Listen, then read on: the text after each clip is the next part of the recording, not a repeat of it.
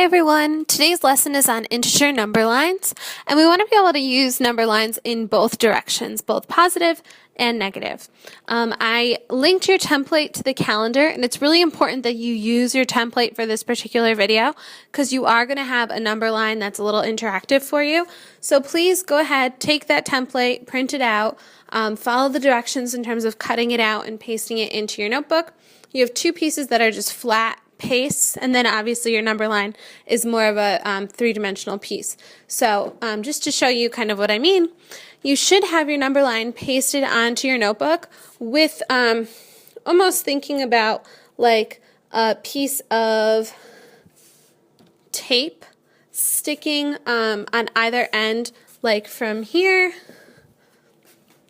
and then from here, just on your arrows. But before you do that, you want to take the original rectangle from the template, wrap that around the number line so that there's a window in the front, and tape it on the back. Not taping it to the number line, but just taping it so that you kind of create this little loop around your number line. That piece specifically should be able to slide up and down your number line freely, so that's why I would like it not taped to the number line. So that was a little complicated, but let's start. We want to look at writing integers for several scenarios, right? So integers, again, as a reminder, are positive and negative numbers, and we want to make sure that we're always using integers when appropriate. So example number 1 says there's a loss of 82 pounds. So no matter where you are, you're going in the negative direction. Some people might say, well, isn't that just subtraction? Yes, it is, but we need to start thinking about subtraction as negative numbers, as adding a negative value. So the loss of 82 pounds would be represented with negative 82. A bonus of $200 is an additional sum of money that you're getting, so it's a positive $200.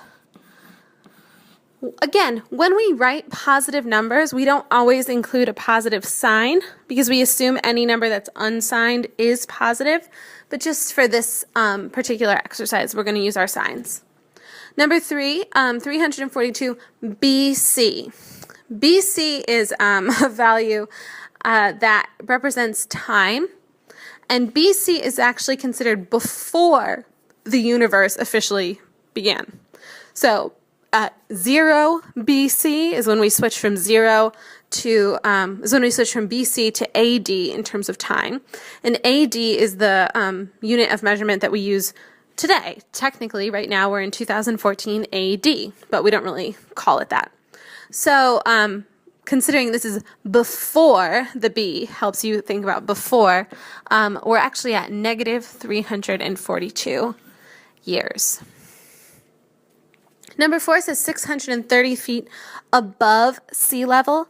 Whenever you think of sea level, you always want to think of that as being your 0 point, right? If you go to the ocean and you're standing on the very edge of the beach, right where the water hits the land, that is sea level. That is the 0 level. So if you're 630 feet above sea level, that means you're going in a positive direction. You're either up on a cliff or at a lighthouse or something like that.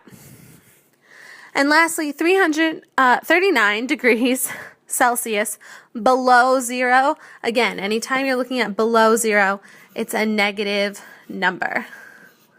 So those are just a few examples on where we see integers in the world around us, right?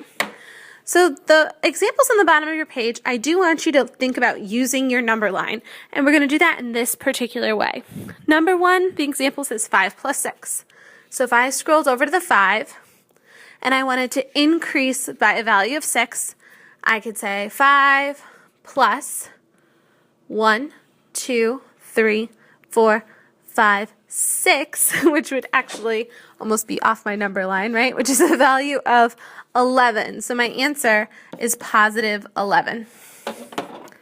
Number 2 starts us down at negative 3, and this is just kind of like our app, right, where we start at a certain value, we have to confirm that we're at the right value, and then we carry out the instructions. So we start at negative 3, and we're adding negative 5. So we have to go to the left, to the right, to the left, sorry, to the left, negative 5 spaces. 1, 2, 3, 4, 5, and so my solution would be -8, right? A few of these problems are going to be off of the number line, particularly 4, 5, and 6, but I did want you to have the number line there as a tool to remind you when you are thinking about adding and subtracting integers that a number line is a great resource to use. If you want to draw in your own number line for 4, 5, and 6, you can. I'm sure if you Googled integer number line, you'd also come up with a different image, so you can use that as well. That's totally up to you. Your proof problem for today is a little interesting. The first question says, what are 0 pairs? And the second question says, what is an additive inverse? These are both things that we learned about in class, and I want to see what your interpretation of those definitions would be.